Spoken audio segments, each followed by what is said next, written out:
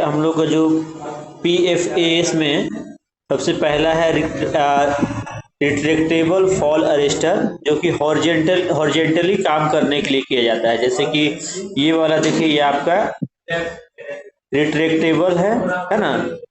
और ये एक होता है रोप ग्रेप। रोप ग्रेप जो है आपका, ये जो देखे होंगे बड़ा बड़ा बिल्डिंग पे जो है ऊपर से लटक करके पेंटिंग का काम करता है, या फिर खिड़की वगैरह का सफाई होता है ना, तो ये रोप ग्रेप सिस्टम होता है। ठीक है, तो पर्सनल फॉल अरेस्ट सिस्टम जो है दो प्रकार के होते हैं, एक रिट्रैक्टेबल और एक रोप ग्रेप। ठीक है,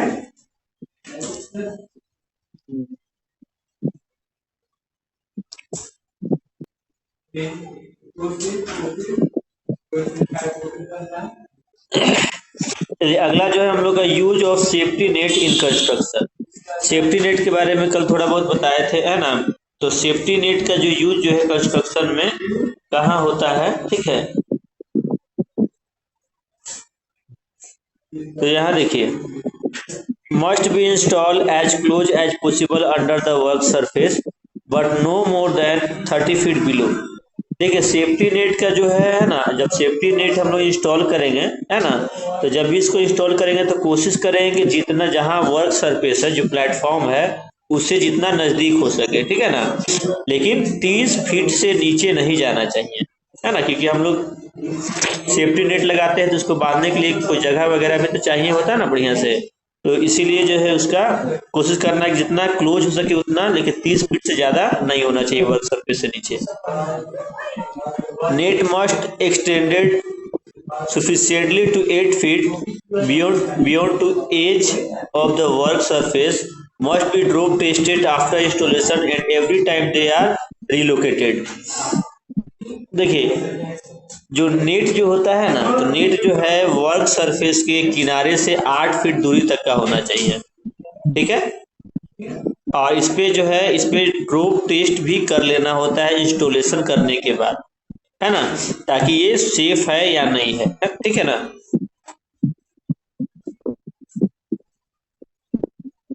अगला जो है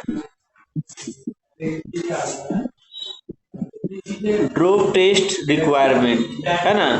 ड्रॉप टेस्ट जो है कि इसको, जैसे कि कुछ चीज को गिरा करके हम लोग इसमें देखते हैं कि सेफ्टी नेट हमारा जो आदमी का वजन सह पा रहा है या नहीं सह पा रहा है ना। तो ये देखिए, ये आपका ओसा 1926.502C सेक्शन 4 का है।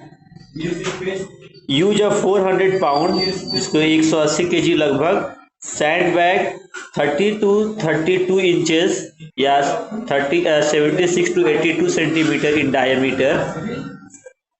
हम लोग को क्या करना है, एक सैंड बैग यानी कि एक बालू से भरा थैला या बोरा हम लोग लेंगे, ठीक है, जो कि 400 पाउंड का होगा, यानी कि ऐसे किलो में देखा जाए तो 180 केजी। इसका जो डायमीटर यानी कि इसका जो मोटाई होता है ना, ये वाला 30 से 32 इंच के बीच में होना चाहिए, या है ना, उसको सेंटीमीटर में 76 से 82 सेंटीमीटर तक का डायमीटर होना चाहिए, ठीक है। फिर क्या करना है, drop it from the highest point where a worker might fall. यानी कि हम लोग क्या करना, क्या है कि हम लोग को ड्रॉप टेस्ट करना है, यानी कि उस सैंड के बैग को ऊपर से गिराना है, उस हाइट पॉइंट से गिराना है कि जहां से एक वर्कर गिर सकता है ना। उसको हम लोग गिराएंगे नेट में, ठीक है ना। This test ensure the nets strength and ability to safely catch a falling person. तो ये आपका टेस्ट जो है इंश्योर करता है कि अगर कोई आदमी ऊपर से नीचे गिरेगा, है ना, तो वो काम कर रहा है या नहीं कर रहा है ना, काम कर पाएगा कि नहीं कर पाएगा, ठीक है।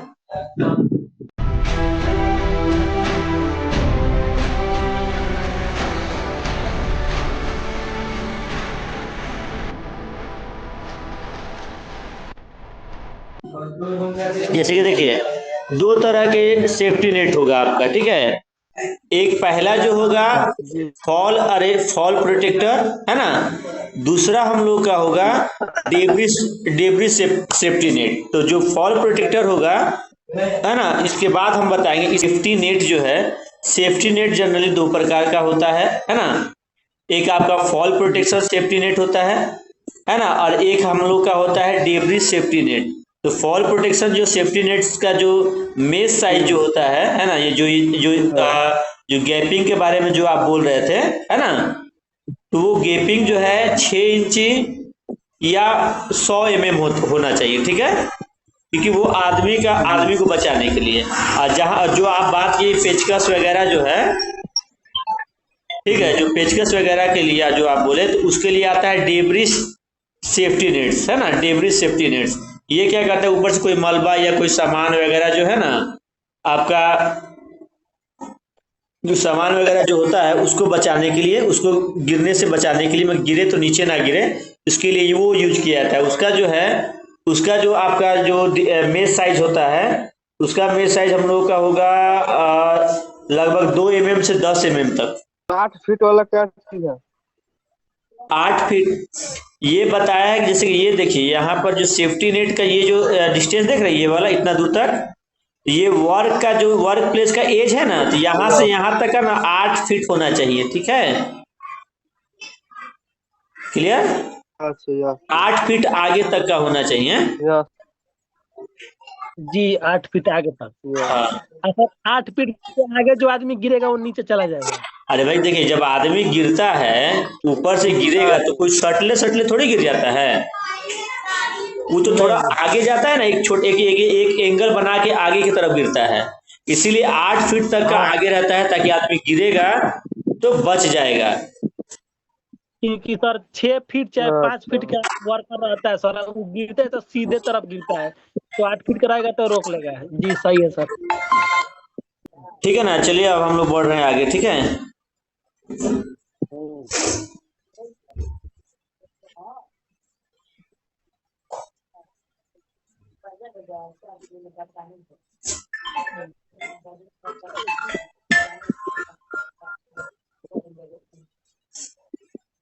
चलिए अब अगला जो हम लोग का जो पॉइंट है ना, स्कार्फ फोल्डिंग है, ठीक है।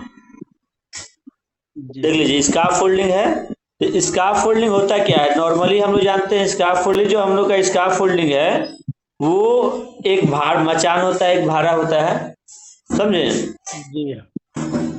जिसपे कि हम लोग चढ़ करके ऊपर में काम करते हैं, ठीक है।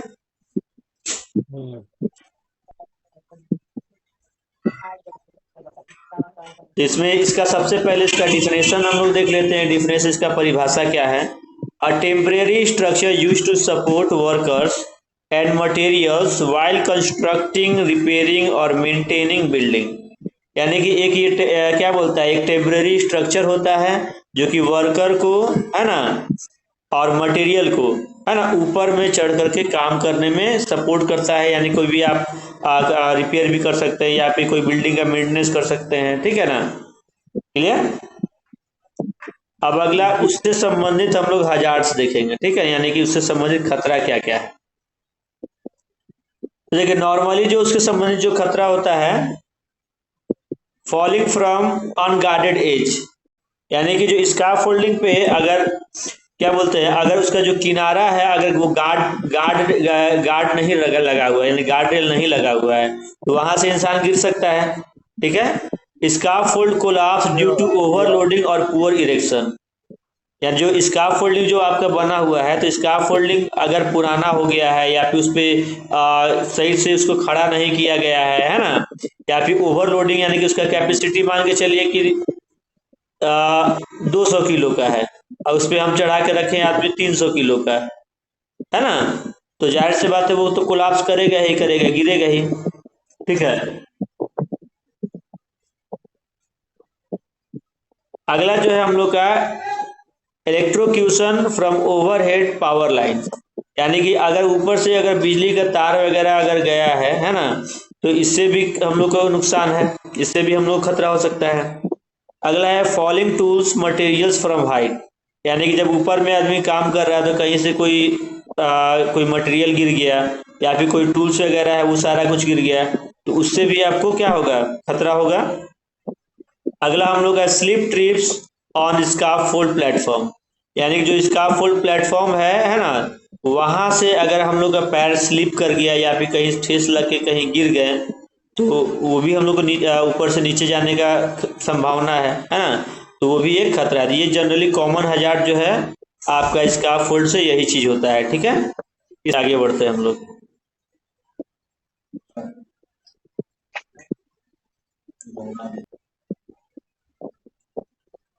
और देखिए उसका सेफ्टी प्रिकॉशन है ना, सेफ्टी प्रिकॉशन यानी कि उससे हम लोग को सेफ्टी के लिए क्या क्या चीजें अपनाना होगा।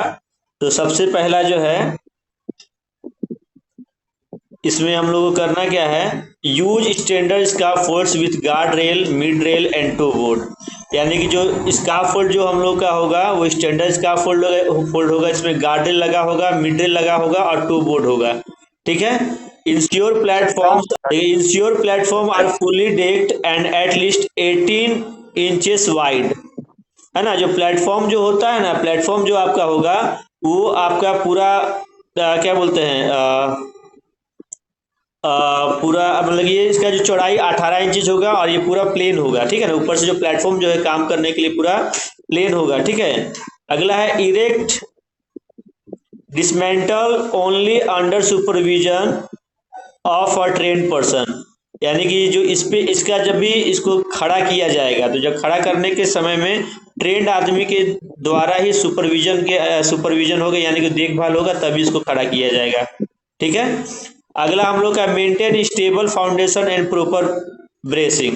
यानी कि हम लोग को इसको जब मेंटेन करेंगे तो यानी कि एक जब फाउंडेशन जब तैयार करेंगे तो जो संरचना जो नीचे का जो फाउंडेशन होगा वो बिल्कुल स्टेबल होना चाहिए। ठीक है, आप प्रॉपर ब्रेसिंग यानी कि प्रॉपर उसको जो है ना अगला जो है maintain safe distance from electrical line. अगर इलेक्ट्रिकल लाइन है तो उससे सेफ डिस्टेंस रखेंगे, यानी कि 10 फीट की दूरी रखेंगे। ठीक है, ensure access via safe ladders और स्टेयर टावर्स। यानी कि उस पर चढ़ने के लिए एक्सेस करने के लिए सेफ लैडर्स होना चाहिए, सीढ़ी होना चाहिए, या फिर स्टेयर टावर होना चाहिए। यानी कि जो उसमें ज्वाइंट सीढ़ी होता है ना वो। Keep scaffold free from mud oil और ऑब्स्ट्रक्शंस। जो स्काफोल्ड होगा उसमें कीचड़ उचड़ नहीं लगा होना चाहिए, तेल उल नहीं लगा होना चाहिए। ठीक है ना, और अगला जो है use safety harness when required. हमेशा मतलब जब भी जरूरत पड़ेगा तो सेफ्टी हार्नेस का इस्तेमाल हम लोग करेंगे। ठीक है, क्लियर।